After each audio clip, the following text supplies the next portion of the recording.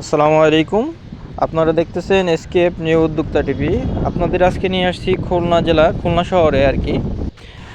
এখানে আমাদের একটা বায়োগ্যাস প্ল্যান্ট স্থাপন করা হয়েছে। চলেন আমরা খামারের ভিতরে দেখব। খামারের প্রবেশ মুখে দেখতেছি আমরা যে আমের বাগান বা আম গাছ, সুন্দর আম ঝুলে আছে। চলেন আমরা খামারের ভিতর দিকে যাই। এটা খুলনা শহরের ভেতরে, একদম শহরের ভিতরে আবাসিক এলাকার মধ্যে।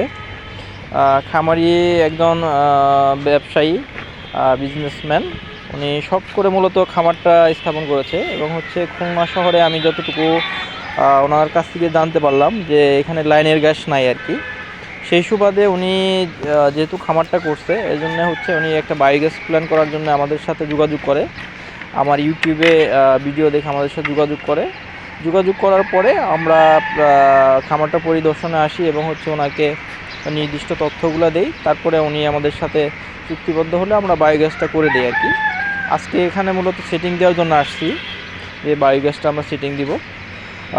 এই হচ্ছে আমাদের বায়োগ্যাস, আপনারা দেখতেছেন। এইখানে হচ্ছে জৈব সারের 2টা পিট।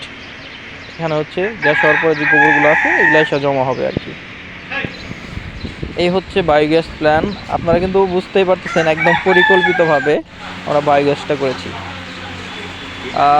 এটা হচ্ছে খামারির, যে খামারে কাজ করে তার থাকার ফার্মি আর দেশি আছে এখানে, হচ্ছে ফার্মি মুরগি আছে এবং হচ্ছে দেশি মুরগি আছে আর কি।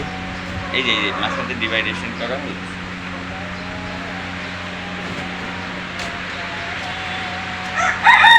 আপনাদের এখানে দুধের বাজার কি রকম?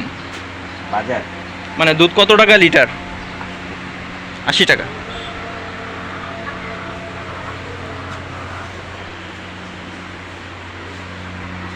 বেশি দেশি আছে না?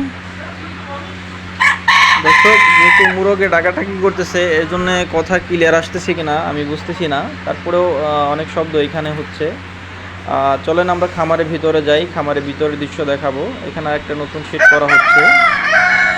খামারটা একদম সাজানো গোছানো এবং অল্প জায়গাতে অনেক সুন্দর করে সাজিয়ে গুছিয়ে খামারটা করা হয়েছে আর কি। এর জন্য আমরা বায়োগ্যাসটা কিন্তু একদম পরিকল্পিতভাবে করে দিয়েছি আর কি, যাতে জায়গা অপচয় না হয় আর কি।